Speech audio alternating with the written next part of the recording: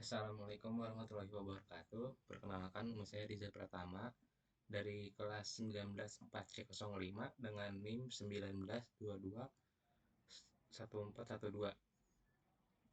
Hari ini saya ingin menjelaskan tentang metode pengumpulan data, yaitu dari mata kuliah metode penelitian minggu keempat. Sumber data dan metode pengumpulan data. Berkaitan dengan pengumpulan data, terdapat dua sumber data dan metode pengumpulan data. Dua hal tersebut yaitu data primer dan data sekunder. Data primer adalah data yang diperoleh untuk atau dikumpulkan oleh peneliti secara langsung dari sumber datanya. Data primer disebut juga untuk sebagai data asli atau data baru yang memiliki sifat up to date. Data sekunder adalah data yang diperoleh atau dikumpulkan peneliti dari berbagai sumber yang telah ada. Data sekunder dapat diperoleh dari berbagai sumber lain, seperti Biro Pusat Statistik atau BPS, buku, laporan, dan lain-lain. Observasi. Observasi atau disebut juga dengan metode pengamatan mempunyai sifat dasar dan naturalistik yang berlangsung secara natural dari suatu kejadian. Pelakunya berpartisipasi dan berinteraksi secara wajar. Menjadi kendala dalam metode observasi ini adanya karakter peneliti yang bervariasi sesuai dengan tingkatan antara peneliti dan subjeknya. Kelebihan pengumpulan data dengan menggunakan teknik observasi ini antara lain: 1. Menunjukkan situasi yang aktual. 2. Memiliki tingkat objektivitas yang tinggi apabila pengamat bersikap netral terhadap objek pengamatan. Yang ketiga, proses pengamatan dilakukan dengan berpedoman dengan pedoman pengamatan.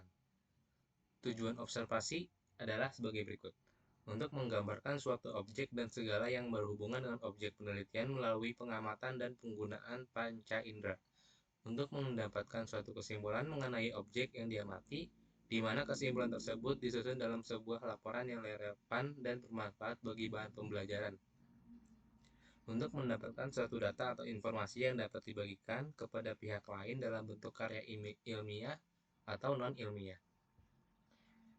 Manfaat observasi adalah sebagai berikut. Suatu hasil observasi dapat dikonfirmasi dengan hasil penelitian. Deskripsi dalam observasi dapat menjelaskan atau memperkirakan mengenai dunia nyata.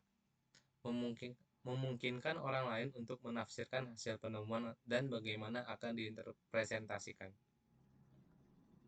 Manfaat observasi lanjutan. Observasi dapat menjelaskan mengenai suatu peristiwa dan dapat diuji kualitasnya, serta menimbulkan spekulasi tentang peristiwa tersebut dalam aturan nyata. Observasi dapat mencatat indikasi yang terkadang tidak nyata keberlangsungnya. Proses observasi dapat mencatat keadaan yang tidak dapat direplikasikan dalam suatu eksperimen. Suatu peristiwa dapat dicatat secara kronologis sehingga berurutan. Suatu observasi dapat dikombinasikan dengan menggunakan sistem lainnya. Ada kelebihan, pasti ada kelemahan dengan menggunakan metode observasi. Di antaranya, membutuhkan waktu yang lama untuk melakukan pengamatan. Di sini kurang efisien dalam segi waktu. Akan menjadi tidak nyaman terhadap objek yang menjadi pengamatan karena diamati gerak-gerik dan diamati pekerjaannya. Tidak semua informasi dapat didapat dengan cara pengamatan. Jenis-jenis observasi ini ada dua, yaitu observasi partisipasi dan sistematis, dan observasi eksperimental. Observasi partisipasi ini dilakukan dengan adanya observer yang terlibat langsung secara aktif dalam objek yang diteliti. Sebaliknya, observasi non-partisipasi dilakukan tanpa adanya keterlibatan langsung peneliti sebagai observer. Observasi sistematis atau disebut juga observasi berkerangka adalah observasi yang telah ditentukan terlebih dahulu kerangkanya. Di dalam kerangka tersebut terdapat faktor-faktor yang akan diobservasi berdasarkan kategorinya. Observasi eksperimental adalah observasi yang dilaksanakan terhadap situasi yang telah dipersiapkan sedemikian rupa atau untuk meneliti sesuatu objek tertentu. Wawancara. Ada 3 pendekatan dasar dalam pengumpulan data kualitatif melalui wawancara, di mana 3 pendekatan itu mencakup 3 jenis persiapan, konseptualisasi, dan instrumentasi yang berbeda. Setiap pendekatan memiliki kekuatan dan kelemahan masing-masing melayani suatu tujuan yang berbeda. Wawancara percakapan informal, pendekatan pedoman wawancara umum, dan wawancara terbuka yang dibakukan. Jenis-jenis wawancara adalah sebagai berikut. 1. Wawancara seleksi, yaitu wawancara yang dilakukan untuk memilih orang atau kandidat yang paling qualified untuk masuk ke tahap seleksi selanjutnya. Wawancara dengan menggunakan media elektronik seperti audio tape atau telepon, yaitu wawancara yang langsung dilakukan dengan menggunakan media telepon. Wawancara ini biasanya dilakukan bila masih ada hal yang ingin ditanyakan langsung pada pihak responden. Wawancara kelompok, yaitu wawancara yang dilakukan pada 2 atau lebih pewawancara sekaligus pada waktu yang sama. Dalam penelitian survei, jawaban yang diberikan oleh responden sangat bergantung. Wawancara terstruktur. Model wawancara terstruktur merupakan teknik pengumpulan data yang hasil informasi yang sudah diketahui sebelumnya. Proses penyiapan instrumen wawancara berupa daftar pertanyaan dan alternatif jawaban sudah disiapkan. Instrumen wawancara ini sebagai pedoman untuk mewawancarai responden yang menjadi target wawancara.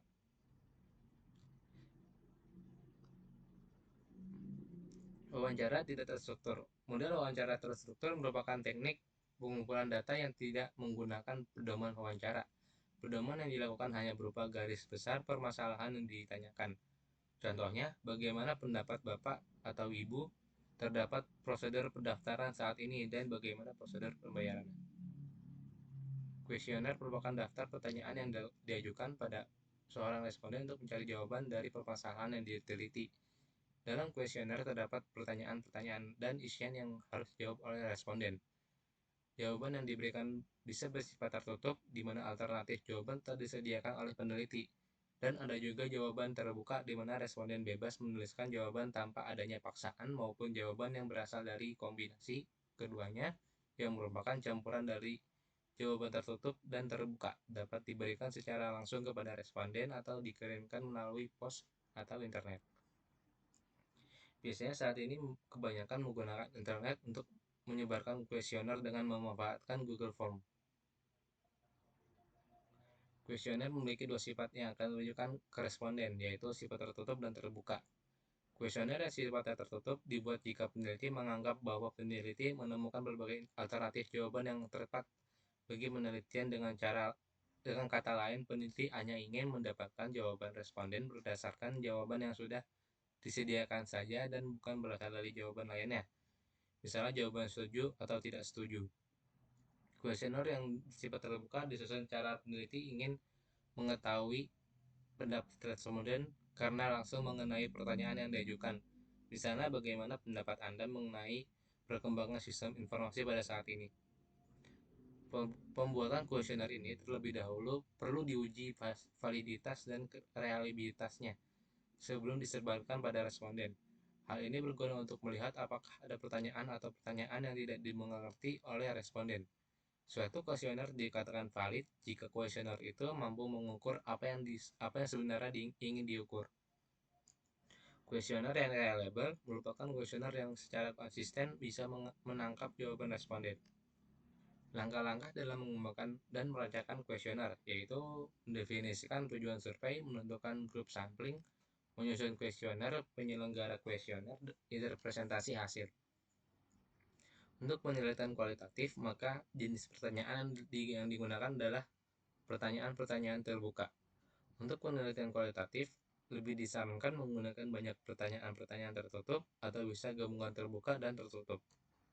Dalam menyusun pertanyaan, ada beberapa hal yang harus diperhatikan, antara lain pertanyaan sensitif dan pertanyaan modul jawaban terbuka sebaiknya ditempatkan di bagian akhir kuesioner. Pertanyaan-pertanyaan yang mudah sebaliknya ditempatkan pada bagian awal kuesioner. Susunlah pertanyaan sesuai dengan susunan yang logis, beruntut, dan tidak meloncat-loncat dari tema suatu ke tema yang lain. Menggunakan pertanyaan secara singkat dan jelas, tidak bertele-tele. Perhatikan jenis pertanyaan yang akan digunakan. Beberapa hal yang perlu diperhatikan dalam menyusun kuesioner. Kata pengantar dalam kuesioner banyak pengaruhnya terhadap keberhasilan suatu kuesioner tersebut. Disarankan menggunakan kata-kata yang sopan, wajar, menghormat, dan tidak terlalu panjang. Penampilan dalam kuesioner walaupun tidak menunjang penelitian secara langsung, tetapi penting untuk diperhatikan agar bisa menarik minat responden untuk menjawab pertanyaan di dalam kuesioner. Penampilan kuesioner yang tertata rapi dengan terstruktur pertanyaan yang baik akan membuat responden mudah untuk menjawab. Sebelum kuesioner disebarkan kepada responden, sebaiknya dicobakan lebih dahulu kepada sejumlah kecil responden. Ini gunanya untuk mengetahui validitas dan reliabilitas dalam alat ukur yang dimaksud. Sekian, terima kasih. Wassalamualaikum warahmatullahi wabarakatuh.